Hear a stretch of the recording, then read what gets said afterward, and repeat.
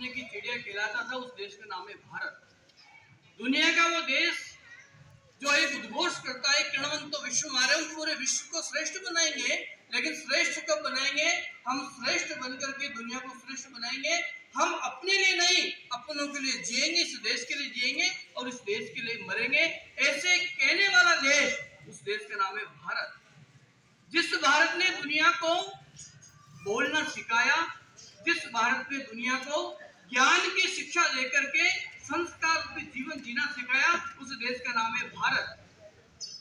लेकिन कभी कभी कहते हैं जब हमारे जीवन मूल्य, हमारे संस्कार, हमारा चरित्र, हमारा अनुशासन जब न्यूनताओं में आ जाता है, कमजोर हो जाता है, तो भारत हजारों वर्षों तक भी गुलाम रहता है। तो कभी मुगल आते हैं जो 800 वर्षों तक हमारी भारत माता को पराधीन की बेड़ियों में बांधते हैं, ये इस भारत माता का शोषण करते हैं, मंदिरों को तोड़ते हैं, नदियों को भ्रष्ट करते हैं, हमारी सनातन संस्कृति की जो आस्था के केंद्र बिंदु है उनको नुकसान पहुंचाते हैं। मुगल चले जाते हैं, फिर 190 वर्षों तक अंग्रेज आते हैं और इस देश को खोखला करके चले जाते हैं, हमारी संस्कृति को छिन्न भिन्न करते हैं, हमारे जो आस्था के केंद्र बिंदु है उनको कमजोर करने का प्रयास करते हैं। लेकिन जीजाबा जैसी मातृ शक्ति भी इस धरा की गोद में जन्म लेती है, जो छोटे से बालक शिवा को तैयार करती है। 5 वर्ष का शिवा जब माँ की गोद में बैठता है और भगवान के सामने जब माँ जीजा बैठती है शिशु बालक को लेकर के, तो प्रार्थना यह करती है कि हे प्रभु, इस शिवा के मन में कभी कमजोरी नहीं आना चाहिए और इस शिवा का जो जीवन है ये राष्ट्र के काम आए। और बाल्यकाल से लेकर के किस प्रकार के गुणों का समावेश किया होगा कि वो 5 वर्ष का शिवा ये जान जाता है कि मुझे जीवन में करना क्या है। 13 वर्ष की जब आयु होती है शिवा की, तो माँ कहती है कि बेटा, मेरे जीवन का एक स्वप्न है, मेरे जीवन का एक संकल्प है, वो तुझे पूरा करना है। वो 12-13 वर्ष का बालक माँ के चरणों में बैठ करके कहता है कि माँ बताओ, वो कौन सा काम अभी तक अधूरा है जो आपके संकल्प के रूप में कभी पूरा नहीं हुआ, बताइए आप। माँ कहती है कि बेटा, पूरे भारतवर्ष पर मुगलों का शासन है, हमारे मंदिर सुरक्षित नहीं है, गौ माता सुरक्षित नहीं है, हमारी नदियां सुरक्षित नहीं है, हमारे देवी देवता सुरक्षित नहीं है, हमारा जनेऊ, हमारी चोटी, हमारी तिलक सुरक्षित नहीं है, इसकी रक्षा कौन करेगा? शिवाजी समझ जाते हैं मुझे करना क्या है, मुगल साम्राज्य को नष्ट भ्रष्ट कर दूंगा और हिंदू स्वराज्य की स्थापना करूंगा। वही शिवाजी महाराज 13 वर्ष की आयु में तोरण का किला जीत लेते हैं, जिस किले के चारों ओर मुगलों के सैनिक खड़े रहते हैं, फिर भी हाथ में मृत्यु को लेकर के और छोटे छोटे खेल के माध्यम से सेना तैयार करके तोरण का किला जीतते हैं। कहते हैं शिवाजी ने जीवन भर विश्राम नहीं किया, अनवरत चलते रहे और जीवन के अंतिम क्षण तक भी लड़ाई करते करते करते इस भारत माता के लिए अपना पूरा जीवन सर्वस्व कर दिया। एक माँ ने शिवा को तैयार किया, पूरा इतिहास बदल दिया। एक शिवा ने मात्र। शिवाजी का जब जीवन पढ़ेंगे तो आपको लगेगा कि एक जीवन नहीं, एक युग है।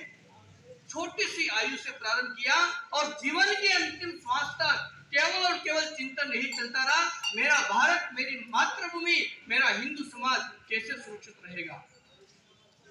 संघ की स्थापना जिन्होंने की, परम पूज्य डॉक्टर हेडगेवार जी, मन में एक स्वप्न था, हमारा देश बार बार गुलाम हो जाता है। कभी अंग्रेज आते हैं, देश को पराधीन की बेड़ियों में बांध लेते हैं, कभी मुगल आते हैं, हमारे पर शोषण करते हैं। आखिर इलाज क्या है? हमारा भारतवर्ष कभी गुलाम नहीं हो, कोई शोषण करने वाला इस भारत पर नहीं हो।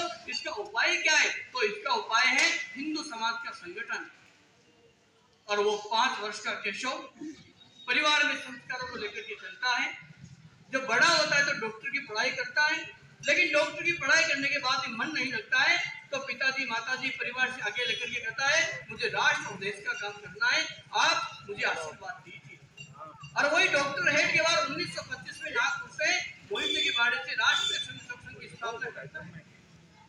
1925 में नागपुर से मोहितो के बाड़े से एक शाखा प्रारंभ होती है, लेकिन आज दुनिया के 40 देशों में 50 से अधिक संगठन और लाखों स्वयंसेवक, लाखों शाखाएं और लाखों गांव में आज प्रतिदिन यही गुंजायमान होता है, नमस्ते सदा वत्सले मातृभूमि भारत। भारत माता की जय। जीवन की अंतिम श्वास किसके काम आए? मेरी भारत माता के काम आए। और आज मातृशक्ति और नगर के सब प्रबुद्ध जन बैठे हुए हैं। आप सबने भी संचलन भी देखा होगा, और जो स्वयंसेवकों ने शारीरिक अभ्यास किया, ये भी हम सबने देखा होगा। ये अभ्यास केवल एक दिन में नहीं होता है। जब बार बार एक चीज को सिखाया जाता है तो जीवन में वो चीज उतर जाती है। तो फिर केवल वो 1 घंटे की साधना नहीं होती कि शाखा में केवल व्यायाम करेंगे, नहीं, फिर उसका मन करता है मैं घर में भी व्यायाम करूं।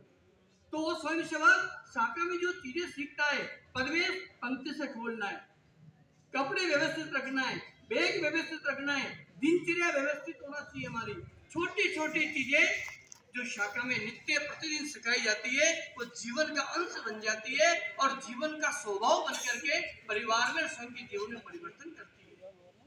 कई प्रकार की चीजें, सेल्फ डिफेंस जिसे जुडो कराटे बोलते हैं, नृत्य बोलते हैं संस्कृत में, ऐसी चीजें छोटे छोटे बच्चों को, क्योंकि आज की आवश्यकता है। और हमारे देश के संत महापुरुष तो कहा करते हैं कि अगर इस भारत को हजारों वर्षों तक जीवित रखना है तो भारत के प्रत्येक व्यक्ति को सैनिक बनना पड़ेगा।